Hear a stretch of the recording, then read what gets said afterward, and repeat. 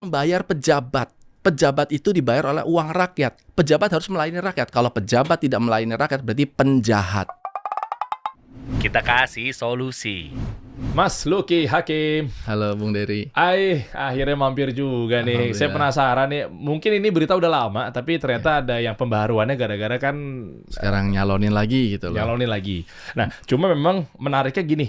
Bukan lagi bahas tentang ke perdemokrasian nyalonnya dan seterusnya, tapi lebih kepada amanah janji karena kalian, mohon maaf nih, ada yang ngomong katanya kan kalian ngemis-ngemis suara kami.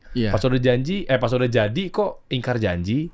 Nah, ini nyambung sama Mas Lucky waktu itu sempat ngundurin diri dengan gaji 300 juta. Iya. Tapi kok bisa-bisanya? Lucu gini guys.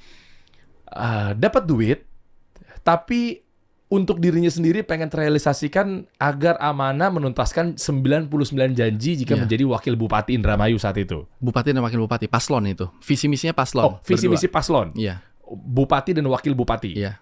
Tapi begitu pengen coba direalisasikan, contohnya apa aja misalnya programnya? Misalnya menggaji ustadz, marbot masjid, DKM, muazin, imam, itu salah satunya. Terus memberantas buta Quran, lalu membangun 1000 kilometer jalan dan lain-lain, itu banyak sekali.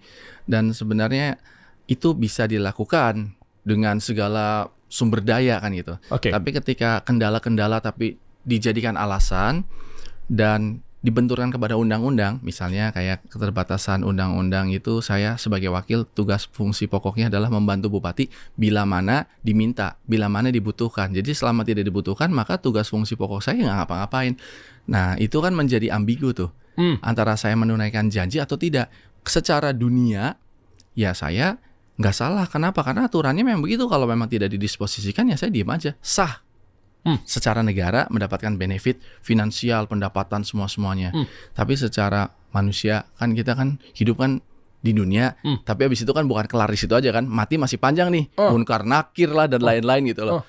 Itu saya ngerasa bahwa saya tetap janji karena pernah keluar dari mulut ini, walaupun saya bisa berkelit undang-undangnya, tapi masalahnya di munkar nakir kan nggak pakai undang-undang kepala daerah lain-lain kan gitu loh. Nah saya mundur aja gitu dengan segala konsekuensinya.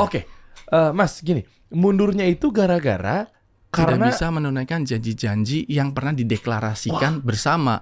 Tapi kan bersama nih, dan kewenangannya itu kewenangan di bupati. Tidak bisa menunaikan janjinya itu gara-gara biasanya orang, mohon maaf ya, oknum itu kan ya sudah duitnya gue pegang. Tapi Anda resah karena nggak bisa menunaikan janji, malah resah. Biasanya mereka oknum-oknum ini happy-happy aja. Begitu udah dapat suara, terus setahun nggak menunaikan, kayaknya mereka tuh kayaknya nggak